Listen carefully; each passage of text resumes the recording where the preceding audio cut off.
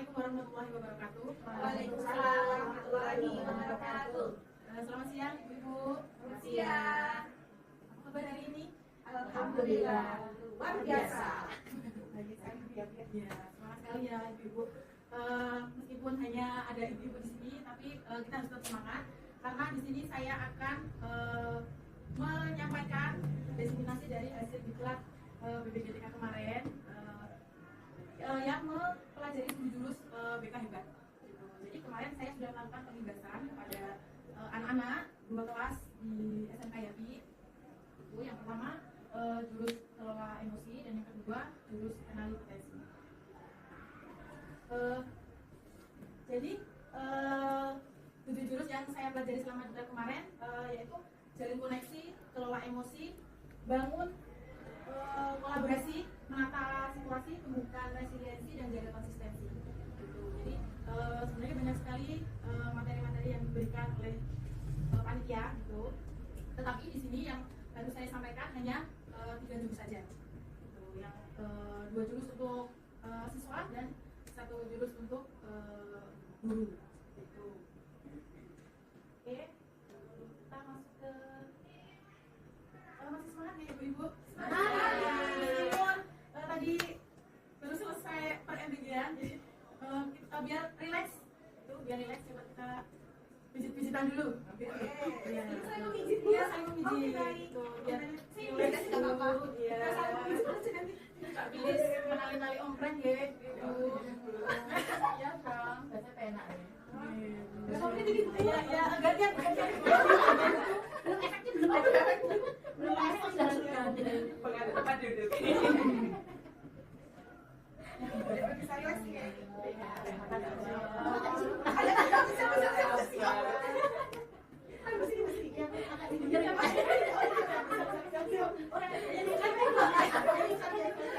Bisa bergantian.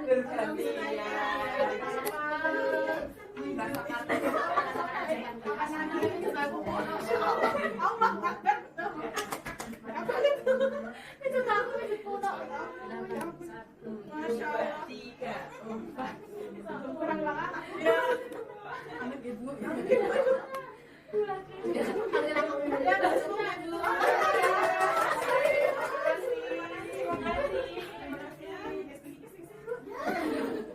Oke, lanjut ya Bu. Di sini kan semuanya belum hafal ya, guru BK belum hafal. Gitu. Jadi kita itu bisa menerapkan di setiap pembelajaran itu tidak harus urut, tapi paling enggak ada aktivitasnya, ada permainannya, biar anak-anak juga tidak bosan mendengarkan materi. Gitu. Jadi nanti bisa ditangkap. Gitu. Kemarin saya juga menyampaikan kenali potensi itu yang berhubungan dengan gaya belajar. Jadi mereka tidak hanya bisa menerima informasi itu dengan cara pemaparan materi saja, tapi ada yang auditori, ada yang visual, ada yang kinestetik. Nah itu yang paling susah itu kinestetik. Dan kebanyakan anak kita itu termasuk mempunyai gaya belajar yang kinestetik. Tentunya permainan yang berhubungan dengan materi. Kedua ada referensinya. Jadi ada apa sih hubungannya dengan permainan dengan materi yang diberikan.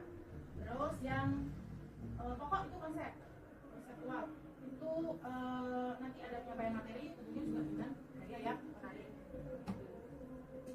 Yang terakhir aplikasi. Jadi anak-anak ya tentunya masih hubungan dengan anak-anak ya, mereka disuruh membuat analisisnya seperti apa. Jadi setiap kegiatan itu tidak harus urut, tetapi yang paling nggak ada di setiap pembelajaran yang kita berikan kepada anak. Ya kemarin saya disambut seperti ini seperti dengan di klub, jadi datang sebagai pembicara. Nah kita masuk ke permainan deh, gitu. Tuh di sini saya punya board game. Nah ini seperti main kartu. Karena di sini hanya ada 4 orang, jadi kita mau satu kelompok saja, ya. Kita bicara sepertinya sangat tidak menyenangkan. Jadi ini saya punya kartu, nanti kita bermain seperti main kartu biasa, kita acak di sini, kita acak.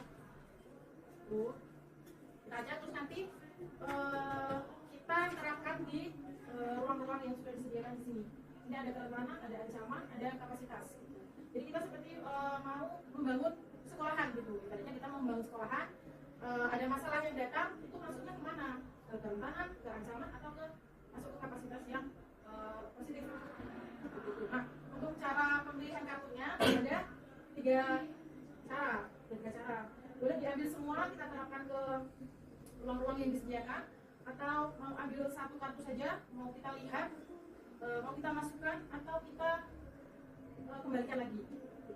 Terus yang ketiga ada buang satu kartu. Kita ambil dua kartu, kita lihat, terus kira-kira kalau yang satu itu tidak cocok untuk sekolah kita buang.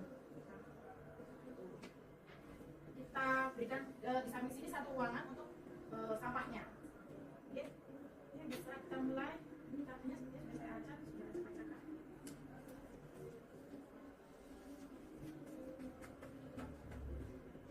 Oh, di sini ada.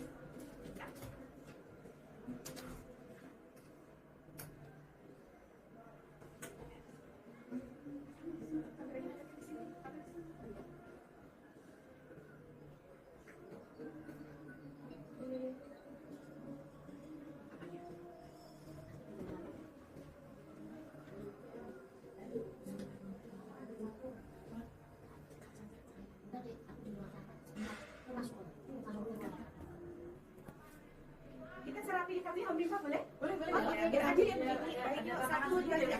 Om Bimpa ala hidung gambreng. Om Bimpa ala hidung gambreng. Hidung gambreng. Nanti duluan ya. Kita nggak langsung begitu sekalian. Oh ya. Nanti ya, kan sekarang banyak ya. Oke, dalam permainan ini kayaknya aku mau ngambil yang dua kartu. Baca kan?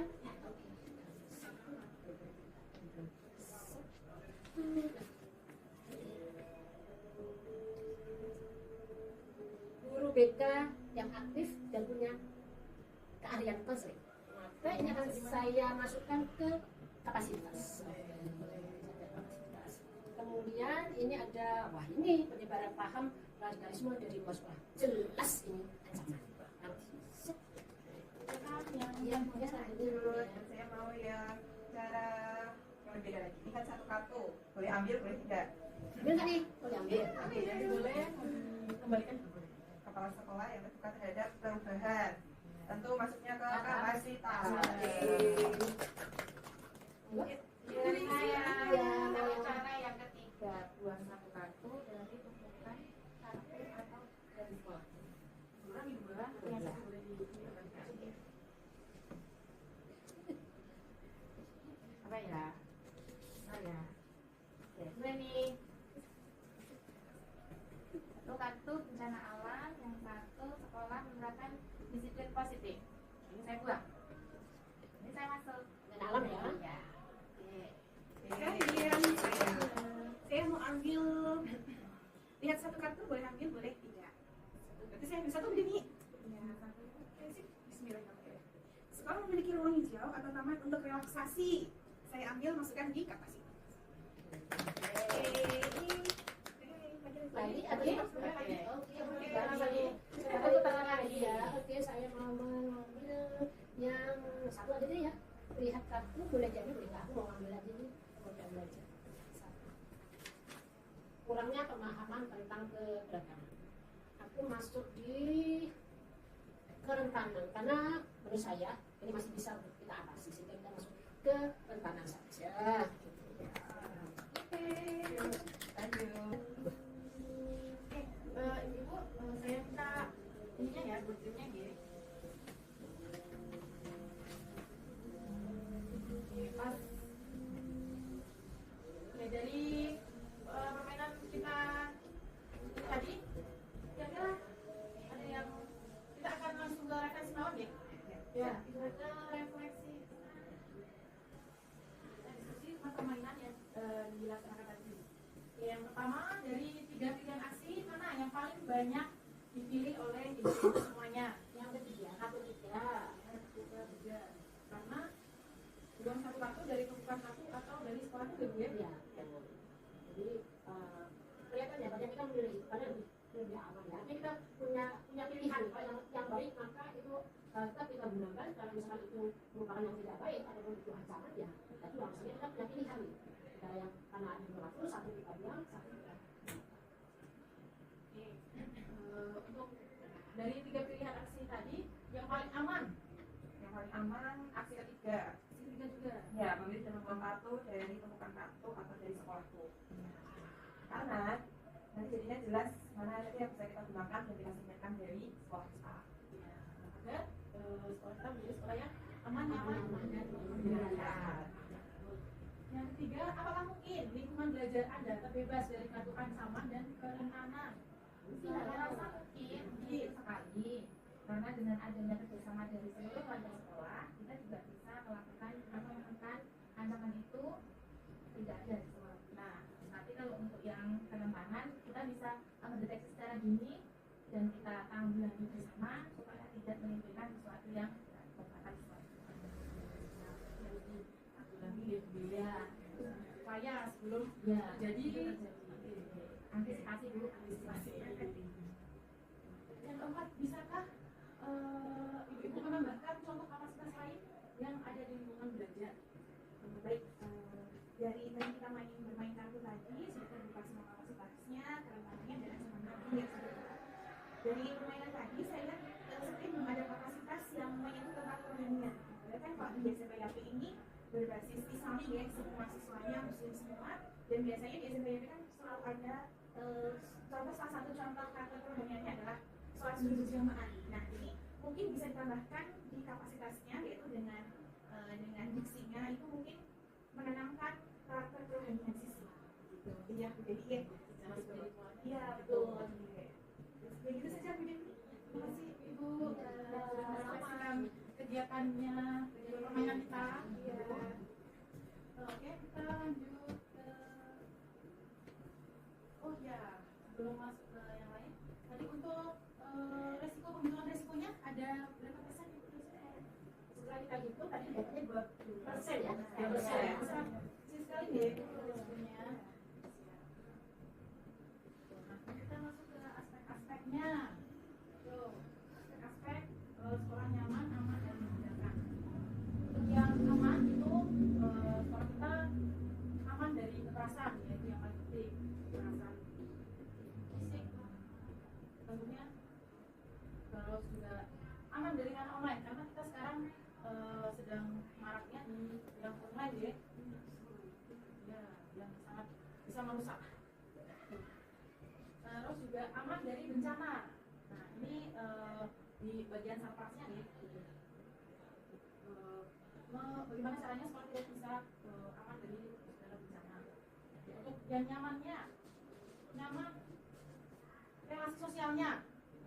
Jadi di luar sekolah juga harus dalam relasi itu juga menemukan kenyamanan. Terus nyaman lingkungannya itu sudah pasti. Terus sarana prasarananya itu seperti bangku-bangku kursi-kursi yang sudah tidak sayang pakai di kita, jalur-jalur di sekolah kita itu sudah ada jalur-jalur nyaman sekali ketika berjalan, sudah ada jalur. Untuk sekolah yang menggembirakan, tentunya menggembirakan dalam belajar gitu. Kalau misalnya pembelajaran yang menggembirakan, anak juga pasti akan enjoy, menikmati seperti itu. Terus gembira dalam minat dan bakat. Kalau di sekolah kita sekarang sedang gencar-gencarnya di ekstrakurikuler di berbagai macam. Jadi anak-anak juga senang, oh ini kesukaanku ada ternyata di sini. Terus gembira dalam bermain. Nah mungkin kalau yang ini kita tidak menyediakan tempat bermain ya, karena sudah bukan usianya. Gitu.